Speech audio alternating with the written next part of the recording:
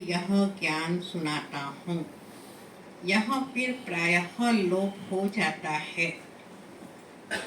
कोई को भी पता नहीं है कि लक्ष्मी नारायण का राज्य था तो और कोई धर्म नहीं था। उस समय जनसंख्या कितनी थोड़ी होंगी और अब कितनी है? सतयुग शुरुआत में कितनी? 9 लाख। अभी सिर्फ सूरत शहर की कितनी? सिर्फ सूरत शहर की कितनी है? 65 लाख 70 लाख क्या क्या बोलते हैं।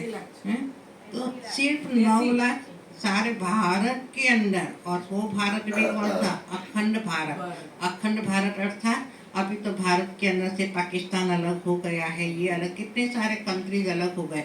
वो सभी उस सतयुग में भारत के अंदर समाये हुए होंगे और वो सारे भारत के अंदर सिर्फ 9 लाख। पावा कहते हैं कि एक के पास कितनी जमीन होंगी, कितना एरिया होगा। उस समय जनसंख्या कितनी थोड़ी होंगी और अब कितनी है? अभी कितनी बोलते हैं पूरे विश्व के अंदर? 700 करोड़। तो ये चेंज होनी चाहिए, जरूर विनाश भी चाहिए, महाभारत लड़ाई भी है,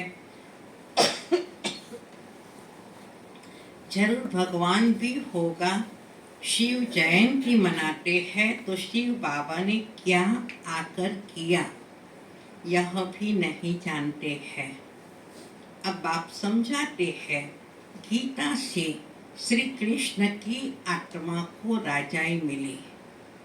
माता पिता कहेंगे गीता को, जिससे तुम फिर देवता बनते हो।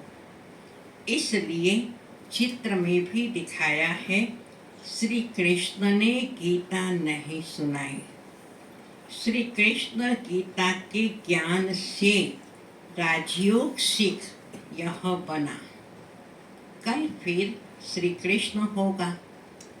उन्होंने फिर शिव बाबा के बदले श्री कृष्ण का नाम डाल दिया है कि गीता में कृष्ण भगवान वाच क्या आप सुनाई? द्वापर में सुनाई। अब एक तरफ श्री कृष्ण गीता ज्ञान दाता, अब उसके ऊपर देखो कि गीता द्वापर में सुनाई। तो बाबा ने बताया ना, वो तो चक्कर के बीच में आए तो फिर वो तो हो ना सके, नाटक आधे में ही पूरा हो जाए। दूसरी बात कि गीता ज्ञान आत्मा को पावन बनाने के लिए है, कि गीता ज्ञान से पावन बनते हैं। तो गीता ज्ञान की आवश्यकता कलयुग अंत में है। अब श्री कृष्ण जो कि पावन आत्मा है, पवित्र आत्मा है, तो कलयुग में गीता ज्ञान की आवश्यकता है। क्योंकि गीता में बेटा यदा यदा ही धर्मस्य, तो वो धर्म ग्लानि का समय अभी है। तो अभी कलयुग में जहाँ गीता ज्ञान की आवश्यकता है वहाँ श्री कृष्ण नहीं है। सतयुगी दुनिया में श्री कृष्ण है, परंतु वहाँ गीता ज्ञान की आवश्यकता नहीं है। तो फिर प्रश्न ये है कि गीता ज्ञान किसने सुनाया? जो कल की मुरली के ऊपर पूरा, जिस पर फिर बाबा कहते हैं गीता के ही महावाक्य, जो उनकी बनाई हुई गीता है, उन गीता के ही महावाक्यों के द्वारा उनको ये बता सकते हैं कि ये सारे जो भी गीता के महावाक्य हैं वो किसकी तरफ इशारा करते हैं।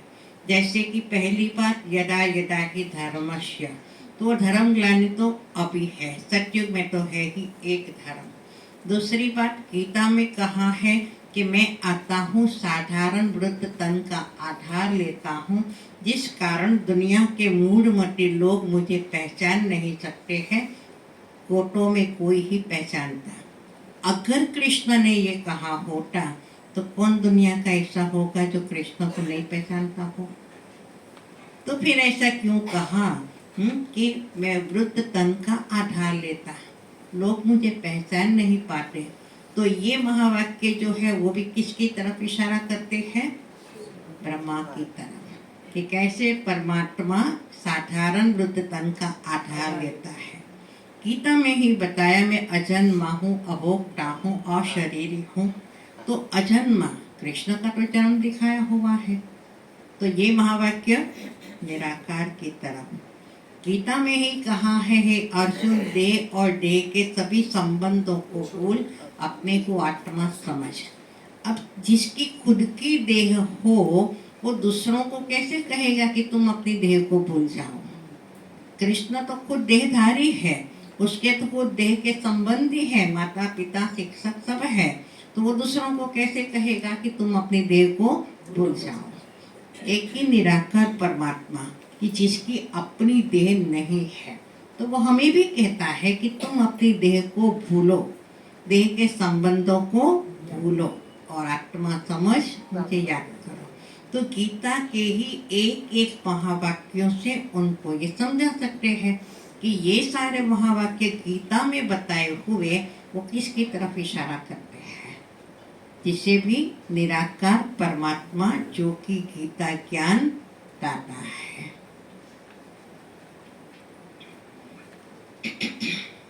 श्री कृष्ण ने गीता नहीं सुनाई, श्री कृष्ण गीता के ज्ञान से राजयोग सीख यह बना, कल फिर श्री कृष्ण होगा। उन्होंने फिर शिव बाबा के बदले श्री कृष्ण का नाम डाल दिया है। तो बाप समझाते हैं, ये तो अपने अंदर पक्का निश्चय कर लो, कोई उल्टी सुल्टी बात सुनाकर तुम्हें गिरा न दे। बहुत बातें पूछते हैं, विकार बिगर सृष्टि कैसे चलेंगी, ये कैसे होगा? अरे तुम खुद कहते हो कि वो वाइसलेस दुनिया थी, माना निर्विकारी दुनिया थी, संपूर्ण निर्विकारी कहते हो ना, तो फिर विकार की बात कैसे हो सकती? अब तुम जानते हो बेहद के बाप से बेहद की बादशाही मिलती है, तो ऐसे बाप को क्यों नहीं याद करेंगे? यह है ही पति दुनिया। कुंभ के मेले पर कितने लाखों जाते हैं। अब कहते हैं वहाँ एक नदी गुप्त है, दिखाते हैं त्रिवेणी संगम, गंगा जमुना ऊपर से तो सरस्वती नीचे से बहती है। अब नदी गुप्त हो सकती है क्या? यहाँ भी गौमुख बनाया है, आबू में गौमुख बनाया है, कहते हैं गंगा यहाँ आती है। अरे गंगा अपना रास्ता लेकर समुद्र में जाएंगे कि यहाँ तुम्हारे पास पहाड़ पर आएंगे? नदी का नियम क्या होता, पानी का नियम क्या होता है? ऊपर से नीचे की तरफ जाएगा कि नीचे से ऊपर की तरफ जाएगा? तो गंगा जो नीचे बहती है नीचे से ऊपर कैसे जाएगा? ये तो पानी का नियम थोड़ी, वो तो ऊपर से नीचे ही बहता है ना पानी। तो भक्ति मार्ग में कितने धक्के हैं, ज्ञान भक्ति, फिर है वैराग्य। एक है हद का वैराग्य, दूसरा है बेहद का। सन्यासी घर बार छोड़ जंगल में रहते हैं, यहाँ तो वह बात नहीं।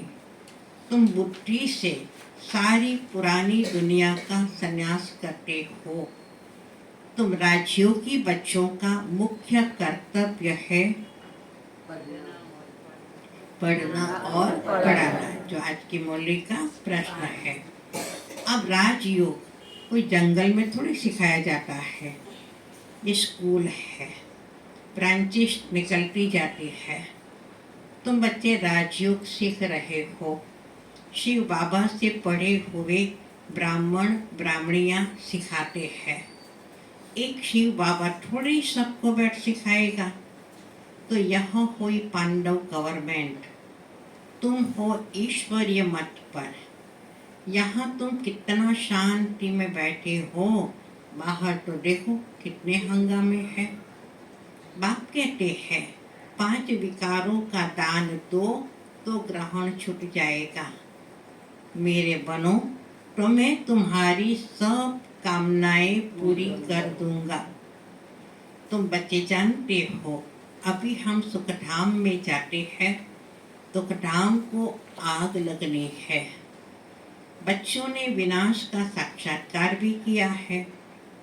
अब टाइम बहुत थोड़ा है, इसलिए याद की यात्रा में लग जाएंगे तो विकर्म विनाश होंगे और ऊंच पद पाएंगे।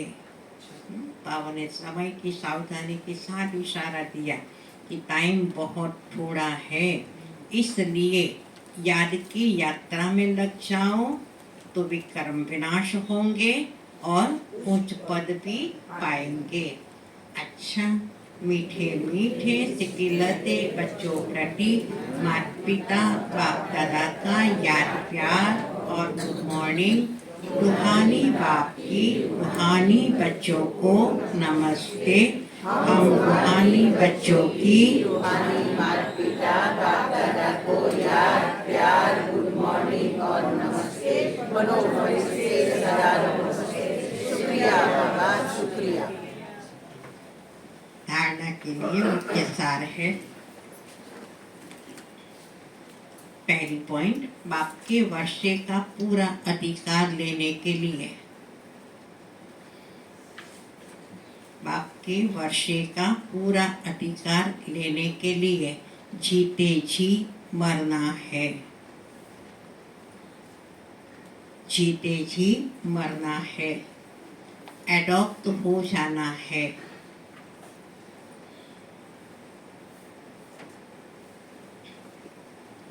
कभी भी अपनी ऊंची तकदीर को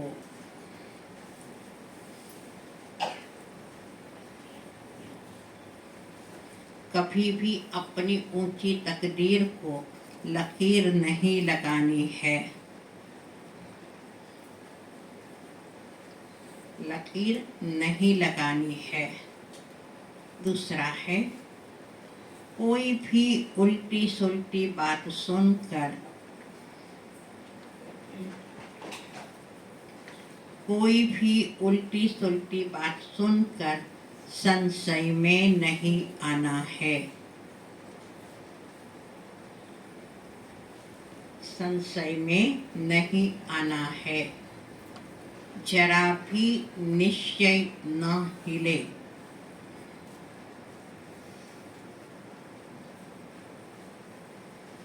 जरा भी निश्चय न हिले। इस दुखधाम को आग लगने वाली है,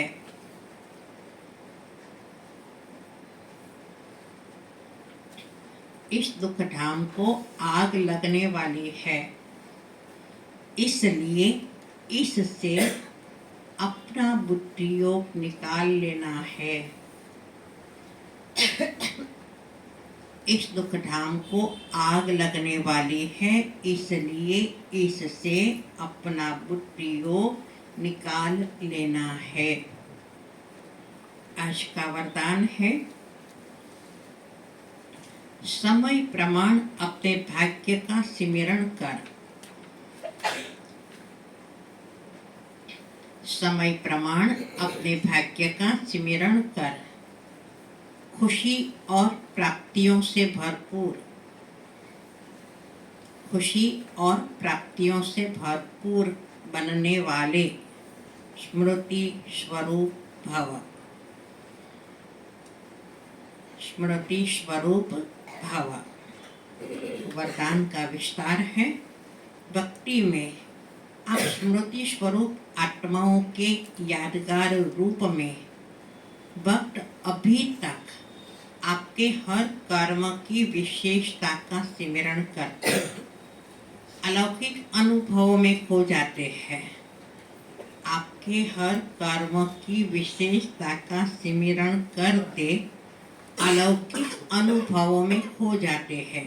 नहीं, भक्ति के अंदर एक एक देवताओं की कहानी सुनाते, जीवन कहानी वर्णन करते हैं, कृष्ण की लीलाओं का वर्णन करते हैं, हम कितना अलौकिक अनुभव में अनुभव करते हैं, खुशी होती है।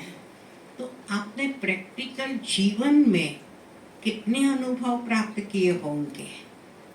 सिर्फ जैसा समय, जैसा कर्म, वैसे स्वरूप की स्मृति इमर्ज रूप में अनुभव करो तो बहुत विचित्र खुशी, विचित्र प्राप्तियों का भंडार बन जाएंगे और दिल से यही अनहद गीत निकलेगा कि पाना था तो पा लिया।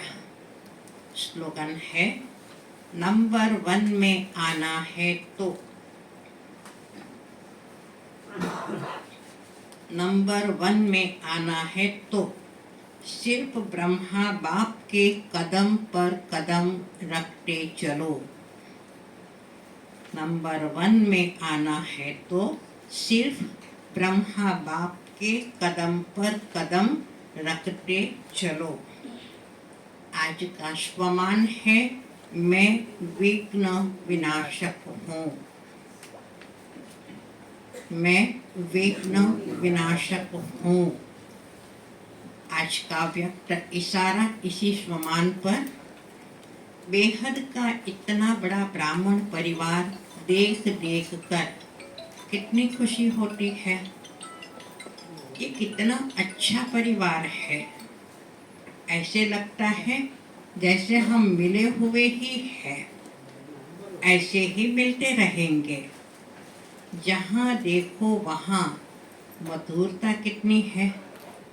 सभी मेरा बाबा कहे कितना मुस्कुरा रहे हैं। पूरे कल्प में संगम पर ही ऐसा परिवार मिलता है। तो आपस में एक दो की विशेषता देखते, दिल खुश मिठाई खाते खिलाते मधुरता संपन्न व्यवहार करो। इससे सब विघ्न सहज खत्म हो जाएंगे। अच्छा, ओम शांति। जैसे बताया विशेषम आज शिव जयंती शिवरात्रि के उपलक्ष्य में है कोई यहाँ पर जिनकी पहली शिवरात्रि बाबा के घर में मनाने आए हैं? बाबा के घर में पहली शिवरात्रि मनाने आए हैं। तो नए बच्चे भी बाबा के हैं। तो खास जैसे बताया शिवरात्रि, तो शिवरात्रि पर विशेष हम उपवास करते हैं, जागरण करते हैं और शिव की पूजा करते हैं। तो उपवास करना है तो करेंगे ना, इस साल भी तो करेंगे ना। कितना दिन? एक दिन उपवास करते हुए शिवरात्रि है हमारी। आज 11 से उपवास है। उपवास करते हैं, स्थूल भोजन का त्याग करते हैं, लेकिन मन बुद्धि विषय विकारों का सेवन करता ही रहता है। तो मन बुद्धि से विषय विकारों का सेवन करना माना भोजन करना और स्थूल भोजन का अनाज का त्याग करना, इससे आत्मा पावन बनेगी नहीं। इसलिए क्या कहते हैं, दाल रोटी खाओ प्रभु के गुण गाओ। कोई एक दिन का उपवास नहीं, 365 दिन का उपवास ना। तो उपवास ऊपर अर्थात नजदीक वास अर्थात रहना, मन बुद्धि से सदा परमात्मा के नजदीक रहना, ये है सच्चा उपवास। जागरण कौन सा करना है? क्योंकि रात को जागेंगे तो दिन में नींद आएंगी। तो रात को जागरण करना वो नहीं, लेकिन अपनी आत्मा की ज्योति को सदा जगाकर रखना, ये है सच्चा जागरण। और आत्मा की ज्योति को जगा कर रखना माना क्या? हमेशा ये याद रहे कि मैं आत्मा हूँ, परमात्मा की संतान हूँ। मेरा कोई कर्म ऐसा न हो जिससे परमात्मा का नाम बदनाम हो। जैसे खानदान कुटुंब का बेटा होता है तो उसको सदा याद रहता है कि मेरा कोई कर्म ऐसा न हो जिससे खानदान का नाम, माँ बाप का नाम बदनाम हो। मैं भगवान की संतान हूँ, मेरा कोई कर्म ऐसा न हो जिससे भगवान का नाम बदनाम हो। तो ये स्मृति रखना, ये है सच्चा जागरण। तो यही जागरण करना है 365 दिन, यही उपवास भी करना है। और वो है सच्ची शिवरात्रि। रात्रि शब्द क्यों है? क्योंकि रात्रि को अंधकार होता है, लोग सोए हुए होते हैं। ऐसे ही परमात्मा भी जब इस सृष्टि पर आते हैं, कब? जब सारी सृष्टि पर अज्ञानता का अंधकार फैला हुआ है। सभी मनुष्य आत्माएं काम, क्रोध, लोभ, मोह, अहंकार, ये विषय विकारों की नींद में सोए हुए होते हैं। और ऐसी अज्ञान अंधकार की रात्रि के समय पर शिव बाबा आते हैं। इसलिए इसको शिव जयंती न कहते हुए शिवरात्रि कह दिया है। हम क्या कहेंगे? शिव जयंती। और इस साल मनाते हैं 88वीं शिव जयंती। शिव बाबा को आए हुए 88 वर्ष हो चुके हैं। तो ये है हमारी सच्ची सच्ची शिव जयंती। तो आप सभी को भी ये शिव जयंती की बहुत बहुत मुबारक हो, मुबारक हो, मुबारक।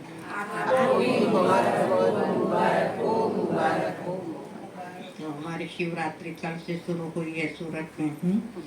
आप जानते हैं अभी दमन के अंदर प्रोग्राम था, आशा दीदी आए हुए थे। तो 2 दिन आशा दीदी, 3 दिन आशा दीदी के साथ थे। प्रोटोकॉल के अनुसार मिनिस्टर आता है तो जब तक मिनिस्टर एरिया न छोड़े तब तक साथ में रहना होता है। तो आशा दीदी भी आए थे दमन से फिर उनका दीव जाने का प्रोग्राम था। तो दमन से फिर डायरेक्ट वहाँ से, दमन से तो फ्लाइट नहीं मिली थी, इसलिए फ्लाइट सूरत से मिली थी।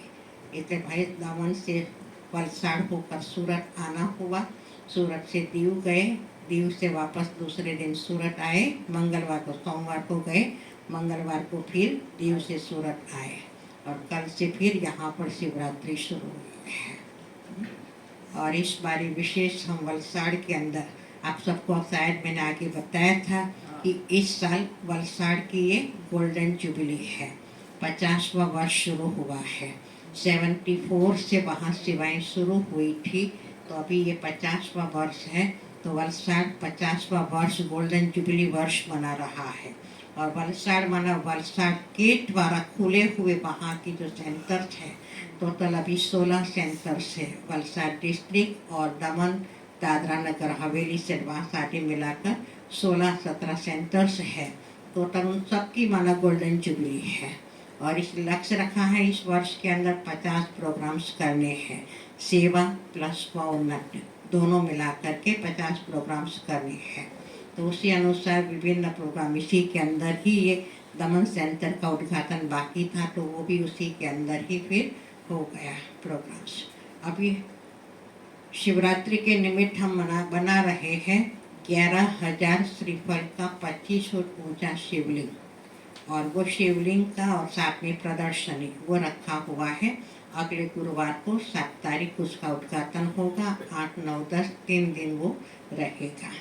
तो विशेष इस बार, और नारियल तो यहाँ नहीं मिलते तो खास केरला से डायरेक्ट नारियल वहाँ से मंगवा रहे हैं और वो मंगाया है।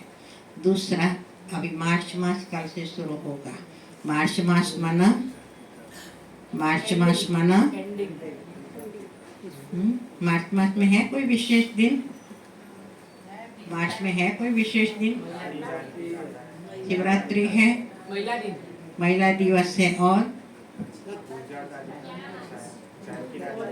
जानकी दादी का, गुलजार दादी का व्यक्त दिन, और होली है, और लता दीदी का दिन है। बाकी तो सब है, लेकिन मुख्य बात है हमारी आदरणीय लता दीदी का भी पुण्य स्मृति का ये मास है। तो विशेष आप सब जानते हैं, हर वर्ष लता दीदी के निमित्त भी हम पूरे दिन की भट्ठी ब्रह्मा भोजन का प्रोग्राम रहता है, और कोई न कोई महारथी बाबा के अमूल्य रत्न को हम बुलाते हैं। तो ऐसे ही इस वर्ष भी खास लता दीदी, ऐसे तो 20 मार्च है, 20 मार्च वर्किंग डे है, तो खास लता दीदी के निमित्त हमारी आदरणीय जयंती दीदी सूरत में आ रहे हैं। तो जयंती दीदी है, और जयंती दीदी के साथ हमारी दादी जानकी के अंग संग रहने वाली हंसा बहन है। तो हंसा बहन ही दादी जयंती दीदी को लेकर के पहुंच रहे हैं। और विशेष 17 मार्च रविवार है, तो रविवार का प्रोग्राम यहाँ सूरत के अंदर रहेगा। ऐसे जयंती बहन पहुँचेंगे हमारे पास, क्योंकि रविवार सबको चाहिए ना, वर्किंग डे है तो फिर हर एक का नौकरी धंधा होता है, इसलिए रविवार खास सूरत के लिए रखते हैं। दीदी के निमित्त है, बुलाते हैं तो खास उसी अनुसार रखते हैं। तो जयंती बहन हमारे पास पहुँचेंगी 15 तारीख दोपहर तक पहुँचेंगे वलसाड़ के अंदर। 15 तारीख शाम को एक प्रोग्राम रखा है स्नेह मिलन का, गेट टुगेदर VIPs, और 16 मार्च शनिवार है, तो शनिवार सवेरे से दोपहर तक का प्रोग्राम वलसाड़ में वलसाड़ ग्रुप के भाई बहनों का भट्ठी कम ब्रह्मा भोजन का लता दीदी के निमित्त रहेगा। दोपहर को वहाँ से बारडोली जाएंगे, और 16 मार्च शनिवार शाम को बारडोली के अंदर जयंती दीदी का प्रोग्राम ब्राह्मणों का रहेगा। ऐसे ही 16 मार्च शनिवार शाम को बारडोली में है और उसके बाद फिर रात्रि को ही सूरत पहुंचेंगे और 17 तारीख रविवार को सवेरे 7 बजे से लेकर शाम को 7 बजे तक का प्रोग्राम यहाँ सूरत में रहेगा और माहेश्वरी भवन सिटी लाइट में ये प्रोग्राम रहेगा। कौन कौन पहुंचेगा, कौन कौन पहुंचने वाले हैं सिटी लाइट जयंती दीदी के प्रोग्राम में? हर एक अपना नाम बताएंगे। 3 तारीख रविवार तक हमें अपनी फाइनल संख्या दे देना है। तो जो भी पहुंचने वाले हैं आप अपना नाम आज ही नोट करा के जाएंगे। तो 17 मार्च रविवार सवेरे से शाम तक का प्रोग्राम माहेश्वरी भवन में जयंती दीदी के साथ, हंसा बहन के साथ रहेगा।